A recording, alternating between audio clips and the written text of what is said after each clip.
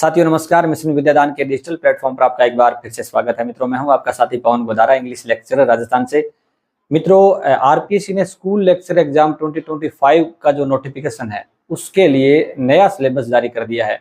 अब मित्रों, आरपीएससी ने फर्स्ट पेपर के अंदर तो जो जीके जीएस का होता है उसमें तो कोई ज्यादा चेंजेस नहीं किए हैं, लेकिन हमारा जो सब्जेक्ट है इंग्लिश का जो सेकंड पेपर है उसमें बहुत ज्यादा बदलाव हुए हैं। और अचानक से जो अभ्यर्थी तैयारी कर रहे थे, जो पुराने अभ्यर्थी भी है और नए अभ्यर्थी जो तैयारी करने लगे हैं, उनको झटका लगा है, क्योंकि उनके पास काफी स्टडी मटेरियल था, कलेक्ट कर रखा था और वो अपने तैयारी कर रहे थे, लेकिन सिलेबस में बहुत ज्यादा परिवर्तन हुआ है। इससे काफी साथी निराश भी है। तो मित्रों, इस सेशन में अपन देखेंगे भी इस जो सिलेबस हुआ है चेंज, इसमें फायदा होने वाला है या नुकसान होने वाला है, इन दोनों बिंदुओं पे अपने चर्चा करने वाले हैं। तो सिलेबस में मित्रों ज्यादा अपने डिटेल में नहीं बात करेंगे, लेकिन शॉर्ट में मैं आपको बताना चाहूंगा कि जो ग्रामर का पोर्शन है वो तो लगभग अपने फर्स्ट ग्रेड के अंदर किसका डाल दिया गया है। सेकंड ग्रेड एग्जाम अपने सीनियर टीचर एग्जाम होता है उसका टोटल अपने एक पार्ट्स ऑफ स्पीच को छोड़कर, जैसे बेसिक सेंटेंस पैटर्न है, क्लोज एनालिसिस, फ्रेज एनालिसिस है, SWOT है, टोटल चीजें क्या इसमें फर्स्ट ग्रेड के अंदर भी डाल दी गई है। इसके बाद लिटरेचर पोर्शन के अंदर मित्रों जब अपने 8 पोइम्स आती थी उसकी जगह 22 पोइम बिल्कुल नई है। कोई भी पोइम पुराने सिलेबस की रिपीट नहीं है। पहले अपन 8 पोइम पढ़ते थे, अब अपन को पोइट्री सेक्शन में 22 पोइम्स पढ़नी पड़ेगी। इसके अलावा पहले हम 2 ही ऐसे पढ़ते थे, अब अपन को 6 ऐसे पढ़ने पड़ेंगे।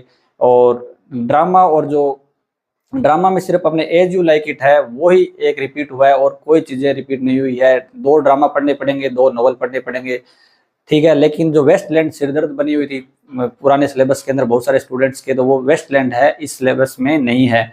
इसके साथ साथ इसमें मित्रों अपने सेकंड ग्रेड के जो लिटरेरी पीरियड्स और लिटरेरी मूवमेंट्स है वो ऐड किए गए हैं। और जो पेडागोजी का सेक्शन है इसमें कोई ज़्यादा मेजर चेंजेस नहीं हुए हैं। तो अपन देखते हैं कि इसमें फ़ायदा और नुकसान क्या होने वाला है। तो मित्रों, मुझे लगता है कि अल्टीमेटली इसमें कोई नुकसान तो नहीं है, फ़ायदा ज़्यादा दिख रहा है।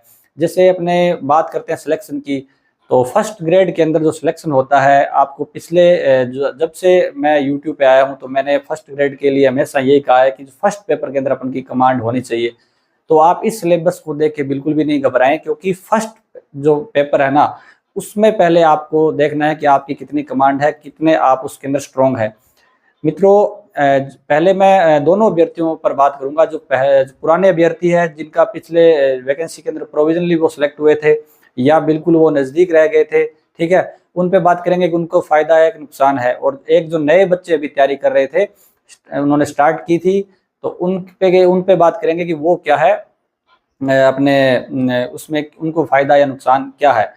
मित्रों, कई जो पुराने अभ्यर्थियों को मैं कहना चाहूंगा और नए अभ्यर्थी दोनों को कहना चाहूंगा कि लोग ऐसे कह रहे हैं कि सारे इक्वल हो गए अब, कि सारे के सारे अब इक्वल है क्योंकि सिलेबस नया आ गया है। तो मित्रों, इक्वल तो मैं नहीं मानता, क्योंकि जो साथी पुराने साथी है वो तैयारी कर रहे थे या जिनका डबल में हुआ था पिछली वैकेंसीज के अंदर, तो मित्रों या वो 2-3 वैकेंसी से तैयारी कर रहे हैं, ठीक है, चाहे वो नजदीक नहीं है लेकिन वो फर्स्ट पेपर तो पढ़ रहे हैं। तो फर्स्ट पेपर के अंदर ज्यादा मेजर चेंजेस नहीं हुआ है, तो उसको लगभग उन साथियों को वो फायदा होने वाला है कि एक तो नया अभ्यर्थी तैयारी करेगा, फर्स्ट पेपर से वो शुरुआत करेगा, और एक आपने क्या कर रखा है, फर्स्ट पेपर को बिल्कुल पढ़ रखा है, आपका सिर्फ रिवीजन बाकी है और आपको सिर्फ अब जो आरपीएससी का नया पैटर्न है ना उसके अनुसार पढ़ना है। जो बेसिक चीजें हैं वो आपने पढ़ रखी है। तो सबसे बेस्ट फायदा ये है आपको कि नया विद्यार्थी है इस भर्ती के लिए जो पहली बार इसकी प्रिपरेशन करेगा ना, उससे आपको फायदा ये होने वाला है कि आपका फर्स्ट पेपर में टाइम कम लगेगा और उन साथियों को फर्स्ट पेपर भी साथ साथ लेकर चलना पड़ेगा। अब फर्स्ट पेपर में भी देखो बहुत सारी चीजें हैं, जैसे मैथ्स है, साइंस है, रीजनिंग है, टोटल बहुत वाइड सिलेबस है। तो पुराने अभ्यर्थी चिंतित न हो, मैनेजमेंट वगैरह या आपके सारी चीजें ना क्लियर है, बस आपको रिविजन की देरी है। अब इंग्लिश के सब्जेक्ट की अपन बात करें ना, तो मित्रों आप पुराने अभ्यर्थियों को मैं कहना चाहूंगा कि आपके देखो ग्रामर एक तो लगभग सेम है, तो ग्रामर है, या आपने जो सेकंड ग्रेड की प्रिपरेशन की है तो वो आपकी ग्रामर है ना काम आने वाली है। अब पोइट्री सेक्शन आपने जरूर पढ़ा है, अच्छी तरीके से पढ़ा है, लाइन टू लाइन चीजें आपने पढ़ी है, चाहे ड्रामा है, नॉवल है, ठीक है, एस्से है, पोइट्री है, और उनका इसमें फायदा आपको लग रहा है कि फायदा नहीं मिलेगा, लेकिन मुझे लगता है कि आपको फायदा मिलेगा।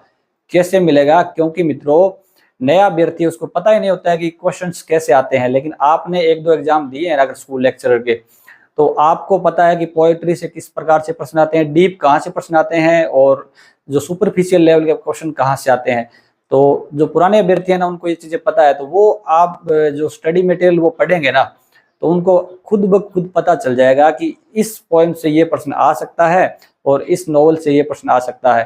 ठीक है, तो ये चीजें हैं मित्रों, इसमें आपको ज्यादा बेनिफिट रहेगा। इसमें जो पुराना सिलेबस होता है ना, चाहे आपका डबल में हो गया हो, लेकिन मित्रों सिलेबस अपना ना पुराना वो बिल्कुल छोटा सिलेबस था, शॉर्ट सिलेबस था, इसलिए उसमें जो साथी अगर 1 साल से तैयारी कर रहा है, कोई अगर ब्रिलियंट माइंड का अगर वो 4-5 महीने भी तैयारी कर लेता था तो वो बराबर नंबर ले आता था। ये आप मानते हो ना, 120-25 नंबर तो हर कोई सेकंड पेपर के अंदर ले आता था। तो आप कभी भी ऐसे खुद को ऐसे कोशिश मत कि मेरा तो ये क्या इंग्लिश तो कंप्लीट थी, अब मुझे दोबारा करनी पड़ेगी। अगर आपकी इंग्लिश कंप्लीट थी ना, तो लोगों की भी कंप्लीट थी।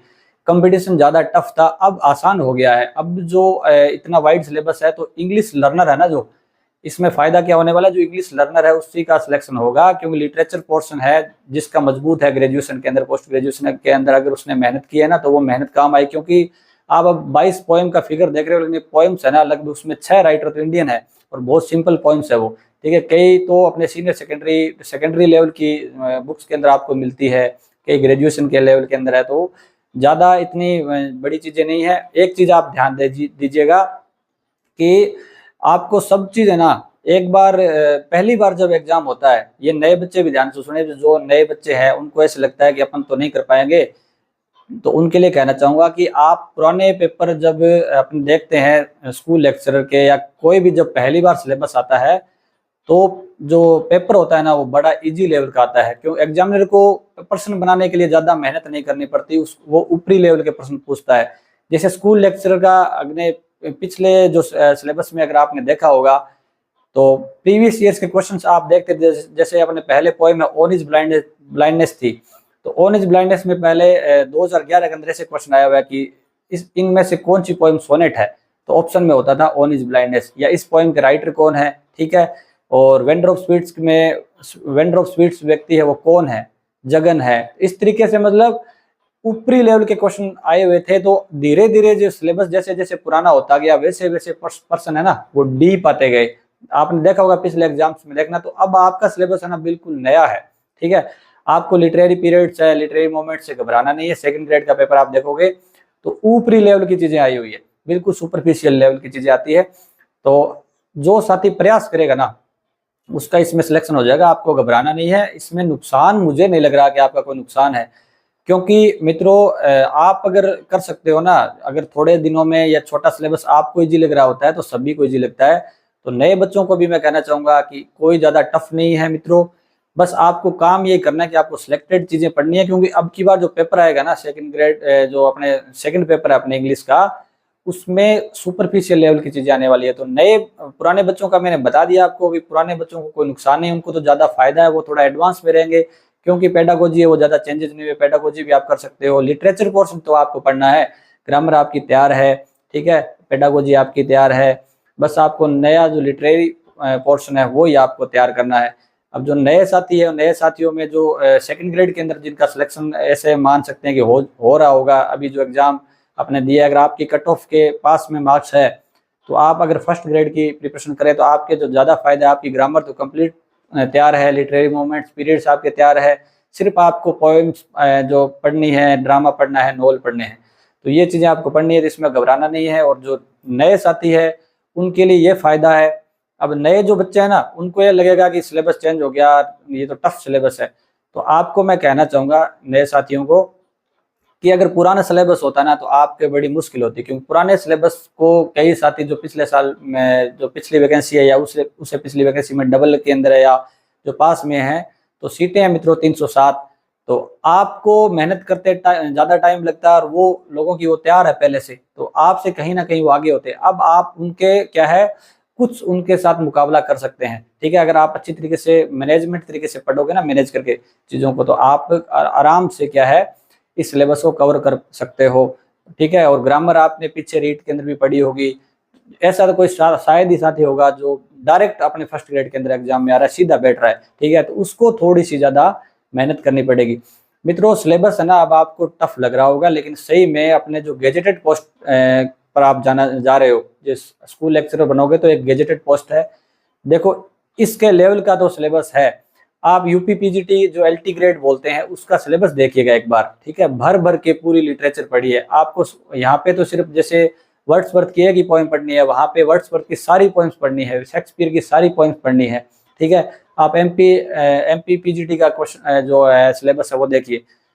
अपने आसपास के स्टेट है ना, उनकी तुलना में अपना आरपीएससी का सिलेबस है ये काफी छोटा है। और इसके साथ साथ में इसमें ना एक फायदा ये भी होने वाला है कि इसमें अपने इंग्लिश सब्जेक्ट के अंदर जो जो साइंस बैकग्राउंड के, कॉमर्स बैकग्राउंड के, क्या इनके पहले तो वो अपने ग्रेजुएशन कर लेते हैं, लेकिन बाद में उनके जब पोस्ट नहीं होती है तो वो इंग्लिश से एमए करके और सीधे लग जाते थे। अब क्या है, कहीं ना कहीं अपने जो इंग्लिश लर्नर है, जो शुरुआत से ग्रेजुएशन से इंग्लिश लिटरेचर पढ़ रहा है, उनको फायदा मिलेगा।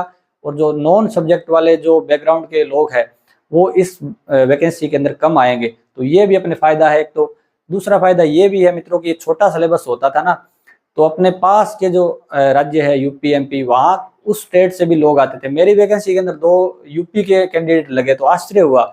हर बार पोस्टिंग ऑर्डर देखते हैं तो 1-2 कैंडिडेट या कुछ कई कई विषयों में ज्यादा भी होते हैं, तो वो इंग्लिश सब्जेक्ट में क्या है वो कम हो जाएंगे। तो वो भी अपने इंग्लिश सब्जेक्ट से तैयारी करने वाले जो फ्रेशर्स है उनके भी फायदा है, ठीक है। कंपटीशन अपने सिर्फ राजस्थान के अंदर होगा, तो ये चीजें भी है। तो क्योंकि सिलेबस थोड़ा सा वाइड दिखता है तो कोई अपने स्टेट की वैकेंसी को छोड़ के दूसरे स्टेट की वैकेंसी में नहीं जाता, लेकिन छोटा सिलेबस होता है तो वो कर लेते हैं, ठीक है। तो ये चीजें हैं मित्रों। अब अपन को इसकी तैयारी किस प्रकार से करनी है और किस प्रकार क्या चीजें पढ़नी है, तो वो अपने एक अलग से सेशन में लेके आऊंगा आपके लिए कि अपन को किस तरीके से जो स्टडी मटेरियल है उसको कलेक्ट करना है। क्योंकि अभी आप बुक्स के ऊपर डिपेंड नहीं रह सकते, क्योंकि बुक है ना वो काफी लेट आएगी, तब तक अपने 1-2 महीने निकल जाएंगे। तो अभी से अपन को तैयारी स्टार्ट करनी है। तो आप हमारे टेलीग्राम चैनल मिशन विद्यादान है, अपने लिंक दिया हुआ है अपने डिस्क्रिप्शन के अंदर, डिस्क्रिप्शन में जाएं, वहाँ पे मिशन विद्यादान टेलीग्राम है उसको ज्वाइन कर लें, क्योंकि वहाँ पे मैं आपको स्टडी मटेरियल है प्रोवाइड करवाने की कोशिश करूंगा। मित्रों इस सेशन में दी गई जानकारी अगर आपको अच्छी लगी है तो सेशन को लाइक अवश्य कीजिएगा और चैनल को सब्सक्राइब करना बिल्कुल भी नहीं भूलिएगा, क्योंकि नए सिलेबस के अकॉर्डिंग मित्रों इस पे आपको काफी बेनिफिशियल कंटेंट है वो देखने को मिलेगा। तब तक मित्रों आपको घबराना नहीं है, ठीक है। और ऐसे कभी नहीं सोचिएगा कि सिलेबस टफ है, क्योंकि 307 सीट है मित्रों। अब सिलेबस टफ है जिसका मतलब ये नहीं है कि 307 सीटें है ना वो खाली रह जाएगी। अब 307 सीटों पे सिलेक्शन उन्हीं का होगा जो आज से ही तैयारी करना शुरू कर देगा, और जो सिलेबस है, जो सिलेबस चेंज हो गया है उसका रोना नहीं रोएगा। तो मित्रों इस सेशन के माध्यम से आज से ही आपको डिटरमाइंड होना है कि मैं सिलेक्शन लूंगा या सिलेक्शन लूंगी, ठीक है। I will make it, comment में जरूर लिखें कि आई विल मेक इट। और मेरी जो शुभकामनाएं आपके साथ है, बस अब नए टारगेट है जो फर्स्ट ग्रेड के नया सिलेबस है उसके अकॉर्डिंग आपको पढ़ने लग जाना है, स्टडी पे ध्यान देना है, तैयारी करते रहना है। Best of luck, thank you.